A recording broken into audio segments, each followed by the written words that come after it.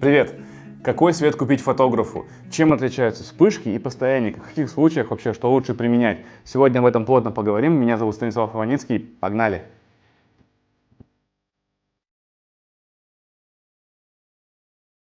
Ну а спонсор сегодняшнего показа — скрепочки канцелярские. Мега полезная штука для любого фотографа. Можно, например, зажать флешку в сумке, да, или какие-то приборы.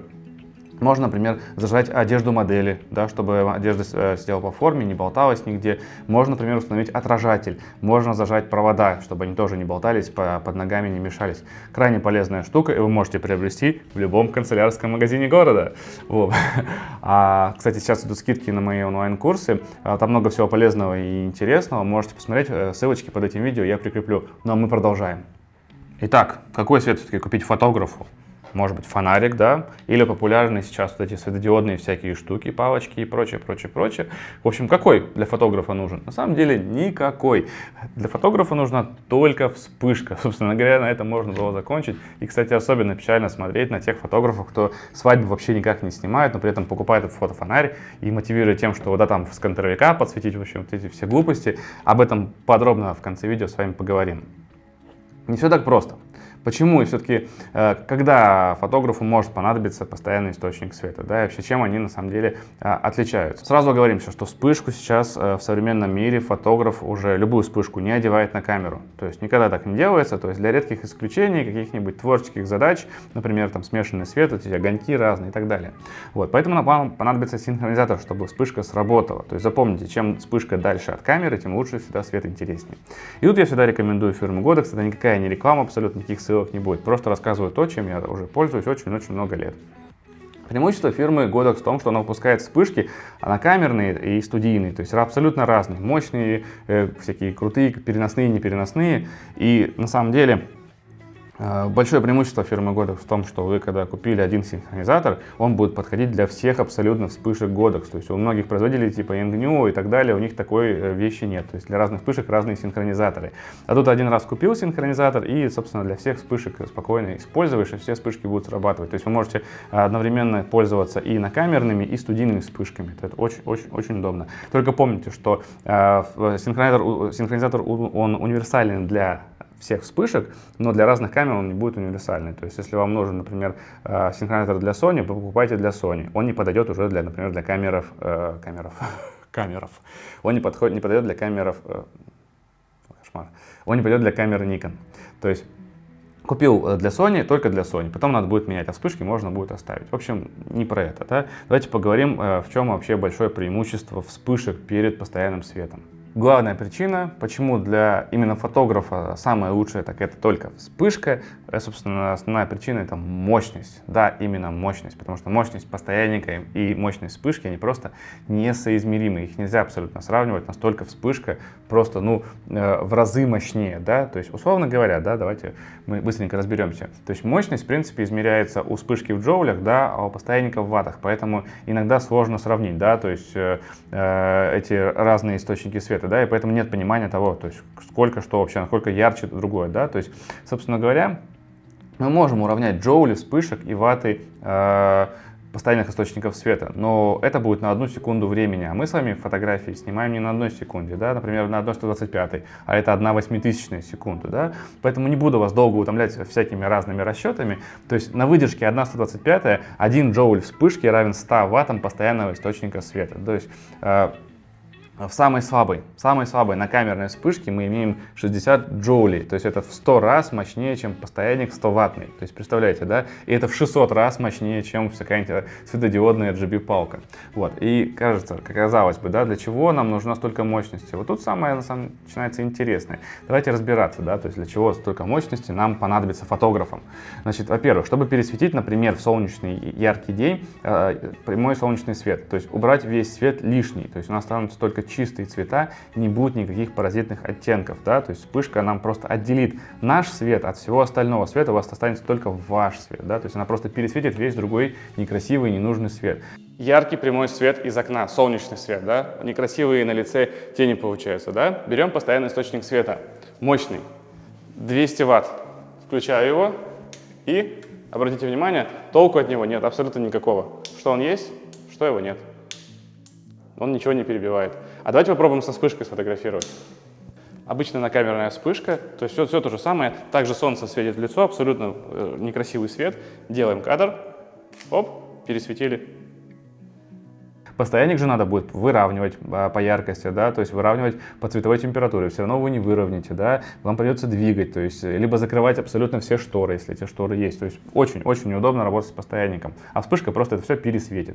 И это очень важно, особенно если вы работаете в неконтролируемых условиях освещения, то есть вне студии. В никаких подъездах вам никто не будет свет выключать и прочее, да. И даже в студии днем вы же не будете стоять всегда возле окна, да, то есть вы двигаете модель, вы отошли, допустим, от окна, там свет уже некрасивый.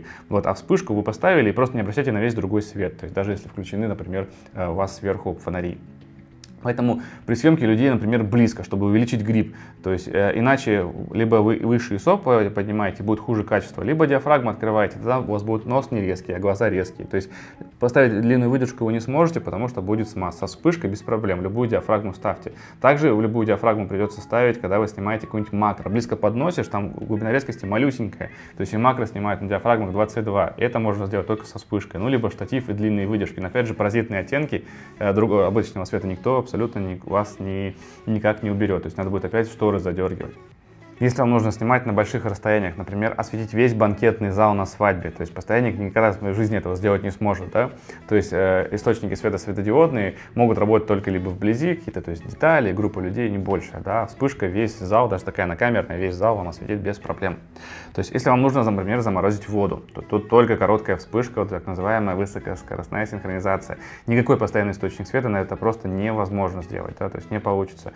Если нам нужны, например, творческие эффекты, смешанный свет, очень популярная вещь, и это только со вспышкой. Вот, ну и в принципе, да, то есть как минимум размер, да, вспышки и размер светодиодного постоянника, да, то есть просто несравним, да, то есть если вы снимаете в студии, это одно, но если брать с собой, разница просто огромная, она колоссальная. Представляете, смотрите, какая разница, большая в размере. А вот представьте, если вам нужно взять 3 источника света с собой куда-то, да, то есть вот 3 вспышки это одно, да, а вот 3 таких вот бандуры это другое. Опять же, вспышки вот такие вот накамерные бывают вот такого же размера, только 200 джоулей, бывает 300 джоулей. То есть вот обратите внимание, то есть размер такой же, как и у накамерной, а мощность 200 джоулей. А в чем же польза постоянных источников света? Есть вообще какая-нибудь у них польза для фотографа? То есть, когда нам не хватит вспышки, да, давайте эти моменты тоже разберем с вами. Ну, во-первых, вообще, какие бывают у нас с вами источники постоянного света? Условно, мы с вами разделим их на 2 типа. Это от аккумулятора и от розетки. Если от розетки, то все просто. То есть, берем только те, у которых есть крепление. То есть, как у вспышки, то же самое крепление для софтбоксов и рефлекторов. Как у вас вспышки, которые в студии стоят, вот такое же крепление лучше брать. Самое универсальное это Bowens, все китайцы пользуются, сама фирма уже померла давно, но Bayonet живее всех живых, самый-самый распространенный для всех студийных вспышек. Вот. Всякие эти вот софтбоксы, где внутри всякие вот лампочки, вот эти странные, да, вот это просто абсолютно бесполезная хрень. То есть вообще ни в коем случае не берите, потому что кажется, что это дешево и сердито, и какой-то свет оно дает, но по факту они очень-очень-очень слабые, цвет дают очень плохой, то есть неравномерный, иногда могут мерцать, короче, это мега не универсально, то есть вы не сможете сделать разный интересный свет, то есть ничего не оденете, ни рефлекторы, ни шторки, ничего. То есть абсолютно ни в коем случае не берите. Вот. Аккумуляторы у нас с вами есть такие, например, это какой-нибудь фонарик, да, вот, это светодиодные вот эти странные панели старые, да, это всякие RGB палочки, жезлы и всякие вот такие, знаете, есть маленькие микропанельки, да, то есть давайте об этом всем разберемся, да, чем отличаются. То есть первые 2 варианта, фонарик и RGB, не RGB, а LED-панели, тоже бесполезная устаревшая хрень. То есть она была актуальна, когда ничего другого не было, там 20 лет назад, 10 лет назад. Но сейчас это абсолютно архаичная вещь. То есть у панели либо нет крепления для софтбоксов, то есть не очень удобно, да. Вот. Вы не сможете свет нормально направить, вы не сможете сделать его мягким, то есть вам понадобятся какие-то дополнительные вещи, в общем, не надо. Фонарик это та же самая канитель, абсолютно бесполезная. То есть это исключительно для свадебщиков, фотографов-свадебщиков.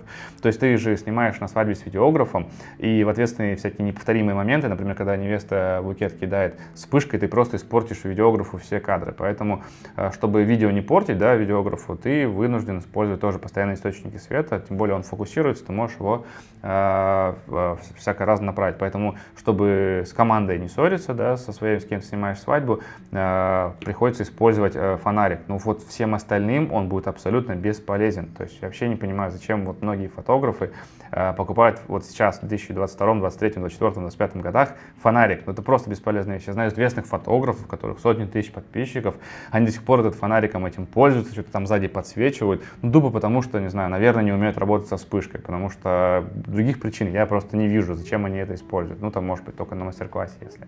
В общем, в целом, я рекомендую, что сделать с фонариком. Просто возьмите и подарите ему какого-нибудь сторожу. Ему он как раз больше пригодится, чем вам. Вот.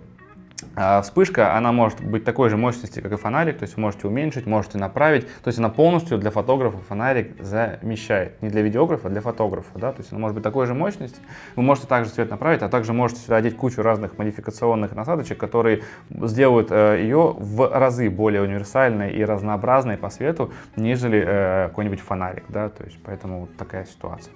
Яркость вспышки мы всегда можем сделать такой же, как у постоянника, вот обратно не получится. Смотрите пример. Сейчас использую фонарик. Выключаю фонарик, включаю вспышку.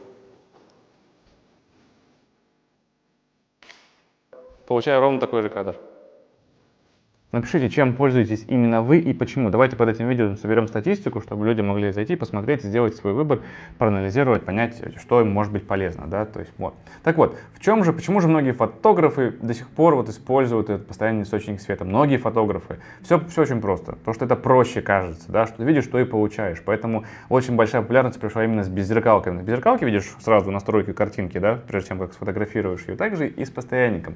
То есть для начинающих это удобнее, типа, потому что ты видишь в реальном времени, как у тебя свет меняется, куда он падает, куда он не падает, да, вот. На самом деле это всего лишь потратить чуть-чуть больше времени, попрактиковаться маленечко совсем, то есть прям 5-6 съемок, и ты уже будешь делать автоматически, и никакой постоянник тебе вообще абсолютно не нужен будет. Тоже очень важный момент, например, когда фотографы используют, это точность.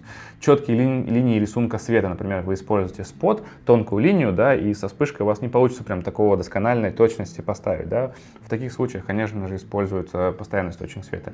И огромную популярность именно для мобильной фотографии, для блогеров приобрел постоянный свет. Эти все вот RGB-палочки, они именно отсюда и растут, да. То есть у смартфона нет горячего башмака, ты не можешь присобачить к ней вспышку, да, и не можешь со вспышкой снимать. У Godox был синхронизатор, но они тему почему-то прикрыли, перестали развивать, про фото сделали, вот, но там цена, конечно, сумасшедшая, естественно, никакой блогер не будет покупать за такую цену. Проще купить вот за 5000 постоянник, да, чем за там 100 тысяч вспышку.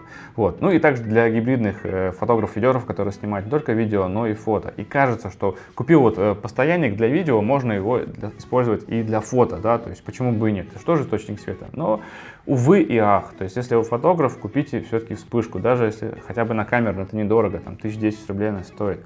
Вот, поэтому обязательно, если вы фотограф и видеограф, то вспышка и постоянник. К сожалению, одним постоянником вы не сможете заменить вспышку по причине того, что я вот выше в этом видео вам и сказал.